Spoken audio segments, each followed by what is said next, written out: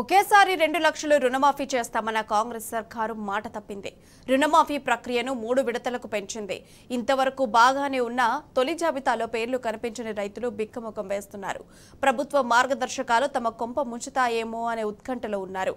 రుణమాఫీ గ్రామ రచ్చబండల దగ్గర రైతుల చర్చాగోష్ఠులు ఊపందుకున్నాయి. ఏ ఇద్దరు కలిసినా జాబితాలో నీ పేరుందా అంటే నీ పేరుందా అని ఆరా తీయటమే వాళ్ళ పలకరింపు అవుతోంది.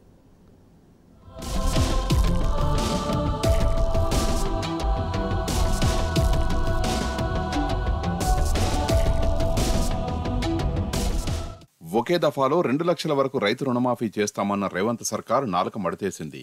ఎట్టకేలకు 3 విడతల్లో రైతులు తీసుకున్న పంట రుణాల్ని మాఫీ చేయాలని నిర్ణయించింది. దీంతో లక్షలోపు ఉన్న రుణాలు ఇవాళ రైతుల ఖాతాల్లో జమ కానున్నాయి. మొదటి విడతలో 11.5 లక్షల మంది రైతులకు సుమారు 6,800 కోట్ల చెల్లింపులు జరగనున్నాయి. 25,000, 50,000, 75,000, 1 లక్ష వరకు రైతుల రుణాలు ఒకేసారి బ్యాంకుల ద్వారా క్లియర్ కానున్నట్లు ప్రభుత్వ వర్గాలు చెబుతున్నాయి. దీంతో గ్రామాల్లో హడావుడి మొదలైంది. మొదటి జాబితాలో ఎవరెవరి పేర్లు ఉన్నాయోనన్న ఆరా మొదలైంది. లిస్టులో పేర్లు లేని రైతుల్లో ఆందోళన నెలకొంది. ప్రభుత్వ మార్గదర్శకాలు తమ కొంప ముంచుతాయేమో అనే అనుమానంతో అన్నదాతలు కస్సుబుస్సులాడుతున్నట్టు సమాచారం.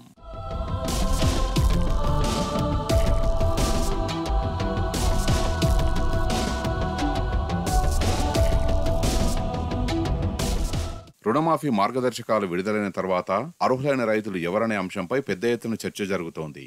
సహకార, జాతీయ, ఇతర బ్యాంకులు కలిపి దాదాపు 65 నుంచి 70 లక్షల రుణ ఖాతాలు ఉంటాయనేది ఒక అంచనా. ఆహార భద్రత కార్డు ఉన్నవాళ్ళనే రైతులుగా గుర్తిస్తామని ప్రభుత్వం చేసిన తొలి ప్రకటన రాష్ట్ర వ్యాప్తంగా దుమారం రేపింది. కార్డు లేని వాళ్లు లబ్ధిదారుల కోవలోకి రారనే ఆందోళనలు మొదలయ్యాయి. దీంతో అటు సీఎం, వ్యవసాయ మంత్రి ఇద్దరూ పత్రికాముఖంగా మరోసారి స్పష్టత ఇవ్వాల్సి వచ్చింది. ఆరోగ్య భద్రత కార్డు లేని వాళ్లు సైతం పంట రుణమాఫీ పొందడానికి అర్హులే అని ప్రకటించాల్సి వచ్చింది. ఎవరికైనా న్యాయం జరగకపోతే వాళ్లు వెబ్ పోర్టల్ ద్వారా తమ ఆక్షేపణను తెలియజేసుకోవచ్చునని చెప్పారు. అయితే గత గణాంకాలతో పోలిస్తే ఈసారి అర్హుల జాబితాలో సంఖ్యాపరంగా భారీ తేడా ఉందనేది టాక్.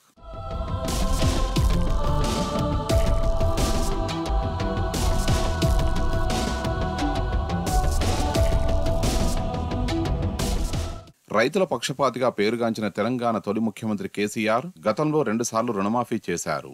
మొదటి దఫా 2014లో 35,31,913 మంది రైతులకు 4 కిస్తీల్లో 16,144 కోట్లు చెల్లించారు.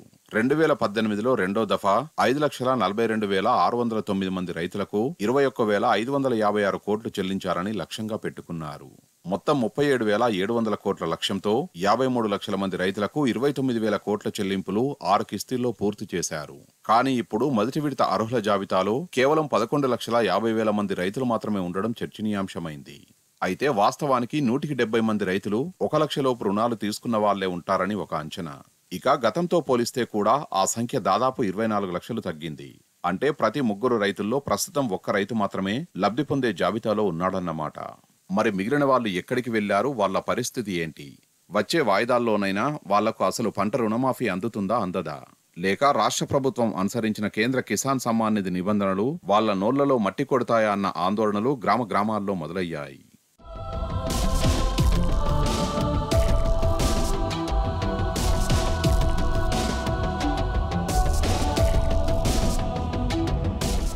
ప్రజాప్రతినిధులు, మాజీలు, ఉద్యోగులు, బ్యూరోక్రాట్లు, ఐటీ పేయర్లు, భూస్వాములు, ఇతర సంపన్న వర్గాల వాళ్లను జాబితా నుంచి తొలగించినా కూడా లబ్ధిదారుల సంఖ్యలో 24 లక్షల భారీ తేడా ఉండకపోవచ్చనే అభిప్రాయాలు వ్యక్తమవుతున్నాయి.